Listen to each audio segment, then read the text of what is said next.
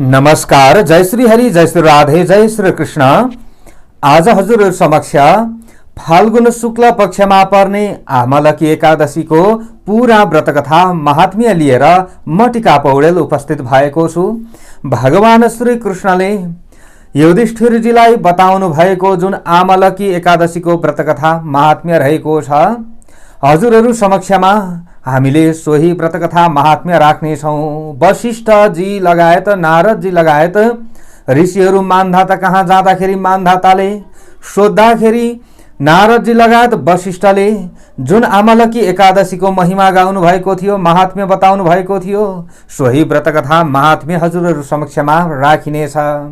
समादरणीय वन्दनीय para para भक्त सज्जन वृन्द, कति हजुरहरूले व्रत बस्दै हुनुहुन्छ होला अथवा कतिले व्रत बस्नु भएको छैन भने पनि तपाईँ हामी सबैले व्रत बसिरहेका कतिले छौं होला। देश परदेश हामी जहाँ तहाँ रहेर जस्तो अवस्थामा रहेर भए पनि हामीले व्रतकथा महात्म्यलाई मात्र पनि पूरा श्रवण गर्दछौं। यदि भने राजसूय यज्ञ आदि गरेका विभिन्न यज्ञको पुण्य हामीले सहजै प्राप्त गर्न सक्दछौं।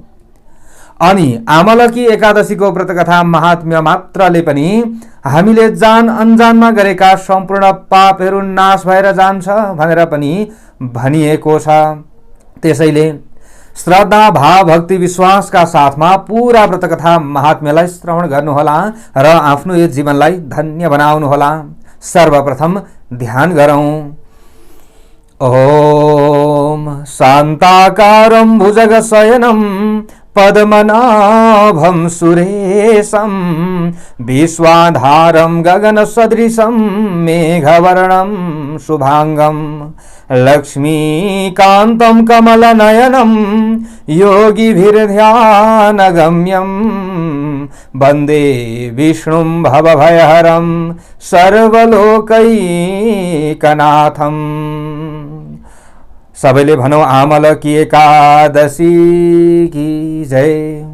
भगवान श्री हरिनारायण को जय।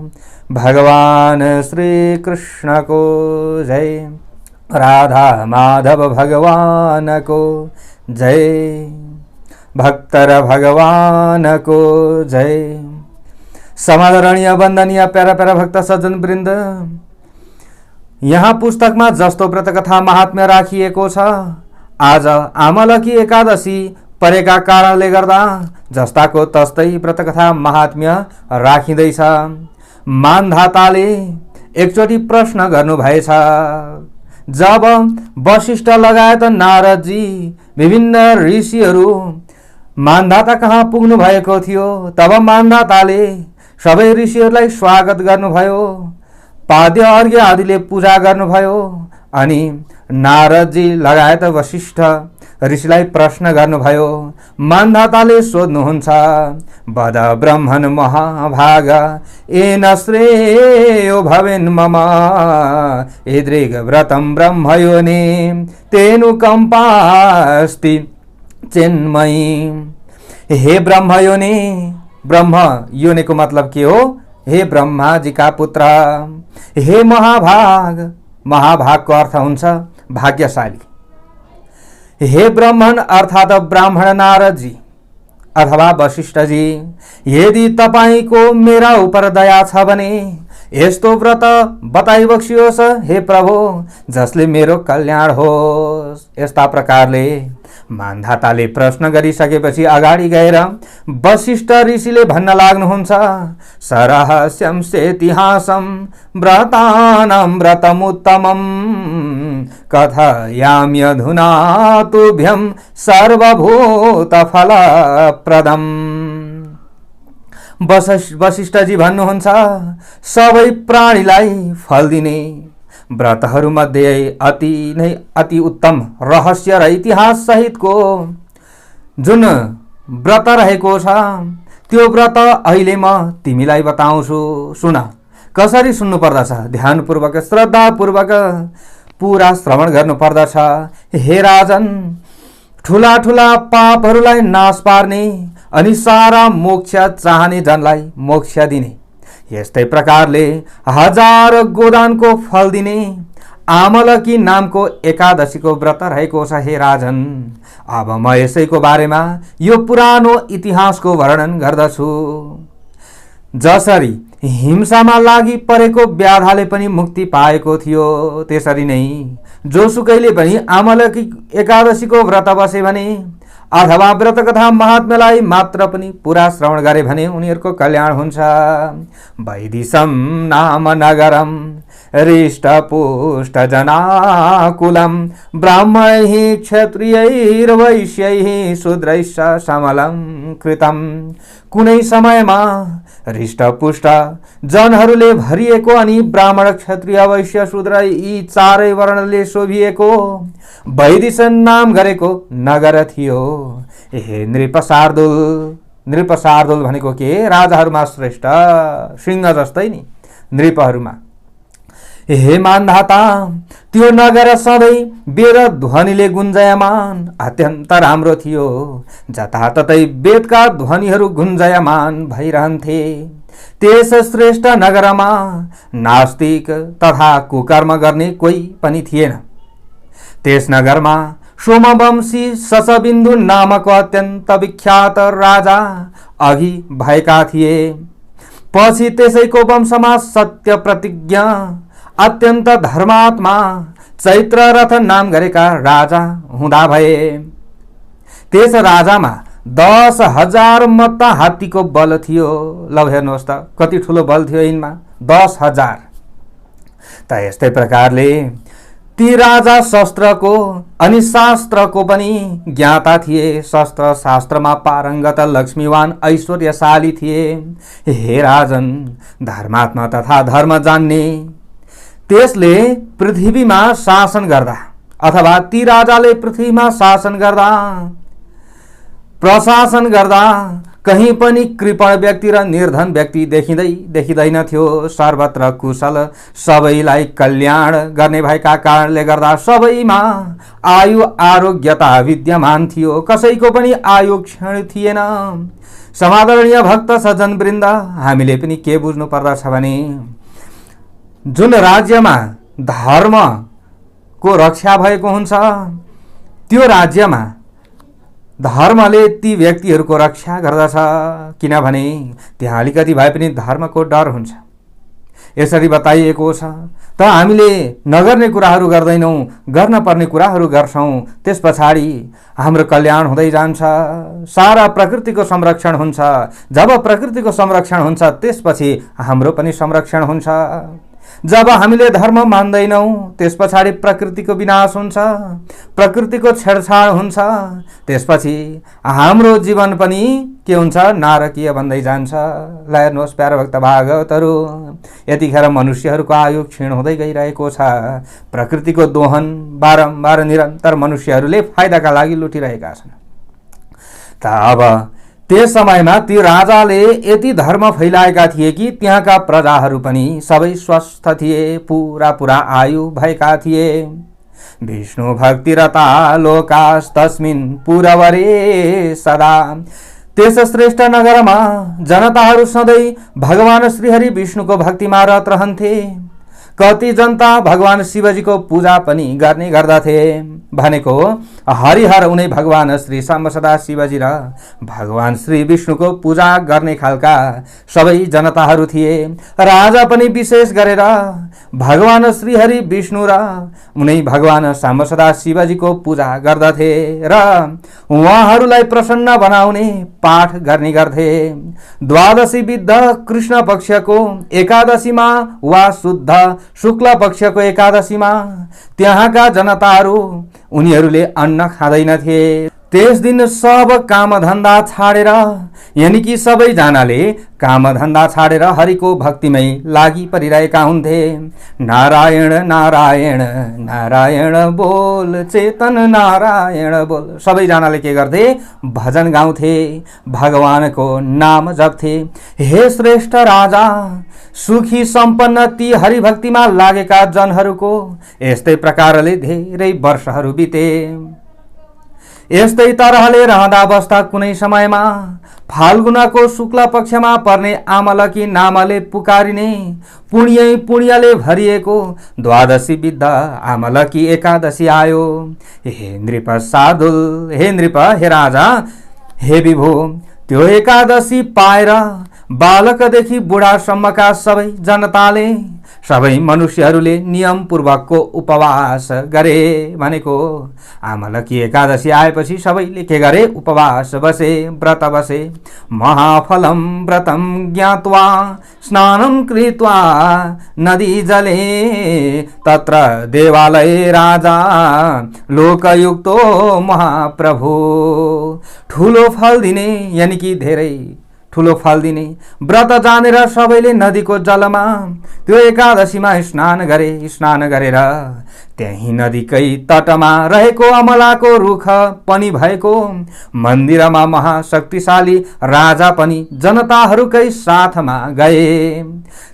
त्यहाँ छाता जुत्ता सहितको पूर्ण कुम्भ यानी कि कलश स्थापना गरेर त्यहाँ पूजा गरे। राजा सहित सम्पूर्ण प्रजाहरूले पूजा गरे। अनि अर्घ्यौतामा पञ्चरत्न सहित दिव्य सुगन्धित चन्दले मगमगाउने के गरे? अर्घ्य दिए। व्रत बसिसकेपछि के गर्नु पर्दछ? अर्घ्य दिनु पर्दछ।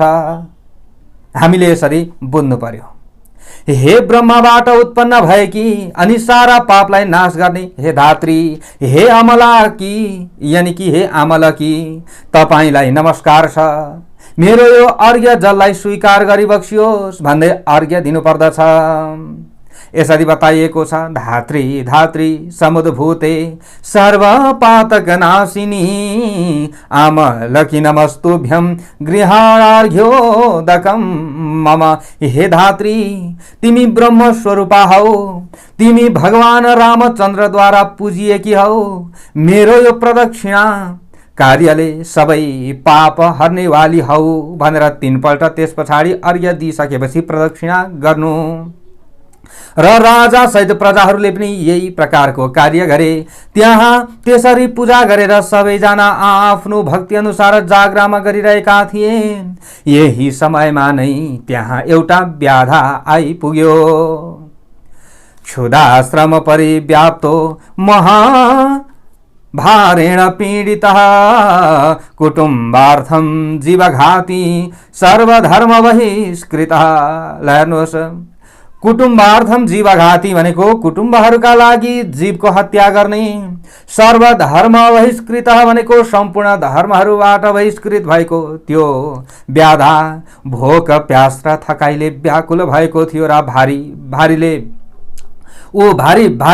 भोकले पीडित भएको थियो।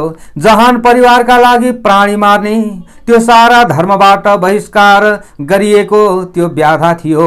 भोकले व्याकुल भएको त्यो व्याधाले त्यहाँ आमलकीको जागरण र बत्तीहरूले जगमगाएको त्यो ठाउँ देखेर के आश्चर्यजनक स्थान रहेछ भनेर व्याधा त्यही थुचुक्क बस्यो। के रहेछ त यहाँ, के भइरहेको छ त भनेर उसले त्यहाँ बसेर हेर्न लाग्यो। क्या हो यस्तो भन्छ। ल हेर्नुहोस् है, व्याधा के हो यो यस्तो अचम्म देखेको थिएन कहिले व्रत बस्या भए पो खाली काटमार गर्यो, मध्य मांस खायो, यस्तो खालको व्याधा थियो। के हो यो यस्तो भन ठानेर अत्यन्तै आश्चर्यचकित भयो। अनि उसले त्यहाँ रहेको सिंगारेको कलश पनि देख्यो र भगवान दामोदरलाई पनि स्थापना गरेर पूजा गरेको देख्यो। अनि उसले अमलाको रुख पनि देख्यो र त्यहाँ रहेका बालेका बत्तीहरू पनि देख्यो। अनि मानिसहरूले पढिरहेको भगवान श्रीहरि विष्णुको कथा पनि सुन्द भयो। भोकले व्याकुल भएको भए पनि एकादशीको महात्म्य पनि उसले सुन्यो। त्यस्तो झिलिमिली बत्ती पूजाआजा कथा कीर्तन सुन्दा र हेर्दा आश्चर्यचकित भएका उसको जागाको जागै त्यो रात छर्लङ्गै भयो। यानी कि ऊ पनि सुतेन, त्यो हेर्दा हेर्दै ऊ पनि त्यतिकै ननिदाइकन बस्यो। जब बिहान भयो, बिहान भएपछि त्यहाँ आएका जनहरू नगरका घर घरमा पसे भनेको आफ्ना घरतिर गए। त त्यो व्याधा पनि घरमा आएर प्रसन्न मनले खाना खायो। त्यसका बाद निकै समय बितेपछि त्यो व्याधा मर्यो।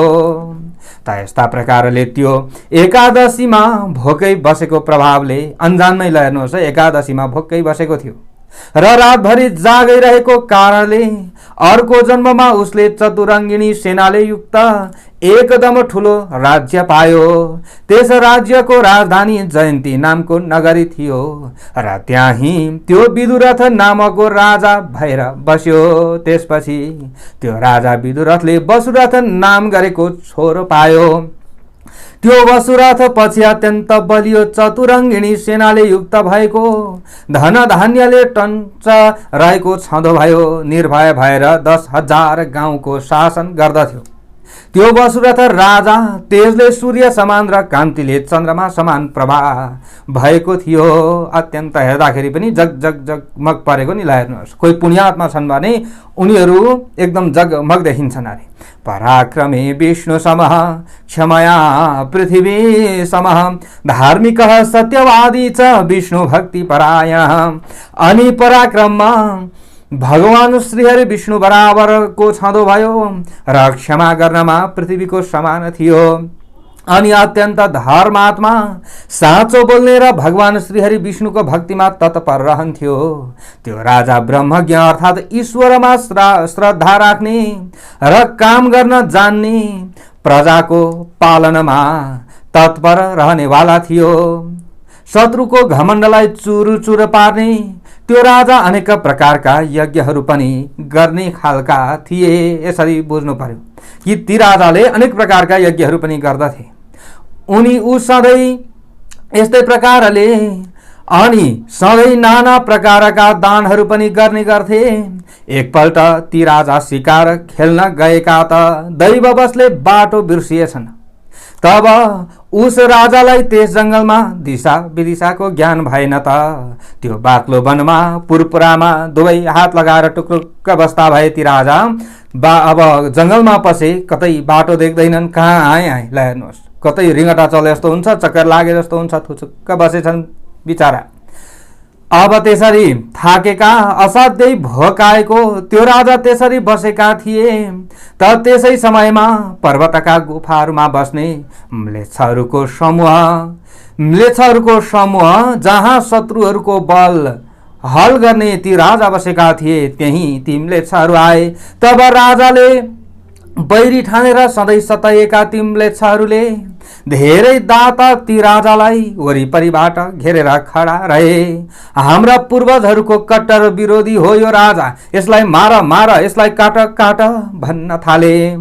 यसले हाम्रा पूर्वज पिताहरू, दाजुभाइहरू, छोराहरू, नातिहरू, भान्जाहरू, मामाहरू सबैलाई मारिदिएको छ। यही राजाका वंशजहरूले मारेका हुन्। यसलाई छाड्नु हुँदैन। कतिलाई आफ्नो घर गाउँबाट निकालिएका हामीहरू चारैतिर तितर बितर भएका छौँ। यति भनेर ती सबै त्यहाँ ती राजालाई मार्न तम्सिए। पासहरूले, पटिसहरूले, खड्गहरूले, धनुषमा चढाएका बाणहरूले सुसज्जित ती शत्रु समूहले चारैतिरबाट घेरेर ती राजालाई यस्ता प्रकारले मार्नलाई तम्सिए। अब यस्ता प्रकारले तम्सिएर राजाका उप सबै प्रकारका शस्त्र अस्त्रहरू प्रहार गरे। तर ती शस्त्रहरू ती राजाको शरीरमा प्रवेश गर्नै सकेनन्। यानि कि राजाको शरीरलाई ती शस्त्र अस्त्रले छुँदै छोएनन्, बल्कि ती शस्त्र समूहहरू आफै नष्ट भए र ती म्लेच्छहरू पनि मरेका जस्ता भएर लठ्याङ्दिए। यानि कि उनीहरू पनि लठिए। अब जति प्रहार गर्यो केही हुन सक्दैन, आफै लठिएछन्। त्यहाँ ती शत्रुहरू आफू उभिएको ठाउँबाट एक पाइलो पनि चल्न सकेनन्। होस हराएका ती सबैका शस्त्रहरू कच्याक कुचुक हुँदा भए। जो शत्रुहरू तिनलाई मार्न आएका थिए ती सबै निन्यौरा भए। त्यसै समयमा नै ती राजाको शरीरबाट प्रत्येक अङ्ग प्रत्यङ्गले शोभिएकी दिव्य बासना आउने चन्दन शरीरमा पोतेकी राम्रा राम्रा गहना गुरियाले झकिझकाउ भएकी एउटी स्त्री प्रकट भइन्। दिव्य गन्ध समायुक्ता, दिव्याभरण भूषिता, निसृता प्रमदाहेका, सर्वा वय वशोभना। हेर्नुहोस् प्यारा भक्त भागवतहरू, अब यस्ता प्रकारले ती स्त्री राम्रा राम्रा माला र वस्त्र लगाएकी थिइन्। क्रोधले आँखी भुइँ टेढ्याएकी उनका दुवै आँखाबाट झिल्काहरू झिलझिल निक्लिरहेका थिए। मुखबाट हर्र हर्र आगो उगेलिरहेकी थिइन् ती स्त्रीले। दोस्रो कालरात्रि जस्तै रिसाएकी ती स्त्री हातमा चक्र चम्काउँदै जाइ लागेकी छँदी क्रोधले बङ्गारा किटकिटाउँदै ती अत्यन्त दुखी म्लेच्छहरूलाई मार्नतिर दौडिन्। मार्न भनेर म्लेच्छहरूतिर ती स्त्री दौडिन्। ती लुटाहा कर्म गर्ने म्लेच्छहरूलाई तिनले जब मारिदिन् र त्यसपछि राजा बेहोसीबाट बिउजिए। राजा पनि बेहोस भएका रहेछन् नि बिचरा। राजा पनि बेहोसबाट बिउजिएर त्यो अद्भुत आश्चर्य देख्दा भए। त ती मारिएका म्लेच्छ समूहलाई देखेर ती राजा तब अत्यन्तै रमाएर सोच्न लागे कि यहाँ यी मेरा अत्यन्त बैरी म्लेच्छहरूलाई कसले मारिदियो, हाम्रो हित चाहने कसले यस्तो महान कार्य गर्यो। राजाले यस्तै सोच्दै थिए। त्यसै बेला कसैले अशरीर यानी कि शरीर बिनाको वाणी बोल्न लाग्यो, यानी कि आकाशवाणी भयो। अनि आकाशवाणीले त्यो समयमा भन्यो, हे राजन तिम्रो कल्याण होस्। आश्चर्य मान्दै टोलाएर रहेका ती राजालाई देखेर त्यो आकाशवाणीले भन्दो भयो, हे राजन तिम्रो कल्याण होस्। केशव भगवान भन्दा अर्को दोस्रो कोही पनि शरण दिनेवाला छैन हे राजन भनेर यस्ता प्रकारले आकाशवाणी भइसकेपछि अब राजामा अझ भक्ति बढेर गयो। भक्तवत्सल भगवानको जय। त्यस वनबाट त्यसरी कुशलतापूर्वक अब त्यसपछि यस्तो आकाशवाणी सुनिसकेपछि राजा पनि प्रसन्न भएर कुशलतापूर्वक त्यस वनबाट घर आएका धर्मात्मा राजाले स्वर्गमा देवताका राजाले झैं अब भगवान श्रीहरि विष्णुमा भक्तिभाव राख्दै आफ्ना प्रजाहरूको लालन पालन गर्दै राजाले शासन गर्दा भए। पृथ्वीमा अब राज्य गर्न लागे। यस्ता प्रकारले वशिष्ठ ऋषिले अगाडि गएर भन्नुहुन्छ, तस्मा दामल किम राजन ए कुर्वन्ति नरोत्तमः ते यान्ति वैष्णवम लोकम नात्र कार्य विचारणा। त्यसकारण हे राजन, जो उत्तम मनुष्यहरू आमलकी एकादशीको व्रत गर्दछन् भने ती जनहरू मरेपछि सरासर वैष्णव लोकमा जान्छन्। यसमा कुनै पनि विचार गर्ने कामै छैन। नात्र कार्य विचारणा भनेर यस्ता प्रकारले नारदजी वशिष्ठ लगायत यहाँनिर वशिष्ठले भन्नुभएको जो मानदातालाई आमलकी एकादशीको महत्व र महात्म्यका बारेमा जसरी श्रवण गराउनु भयो त्यस्तै प्रकारले हामीले पनि श्रवण गराउने हजुरहरूलाई कोसिस गरौँ। हजुरहरू सबैलाई राम्रो होस् र आमलकी एकादशीको व्रतको कृपा सबैलाई मिलोस्। हजुरहरूले बारम्बार यो कथालाई श्रवण गर्नुहोला र आफ्नो जीवनलाई धन्य बनाउनुहोला भन्दै आजको भागबाट म आज्ञा चाहन्छु। जय श्री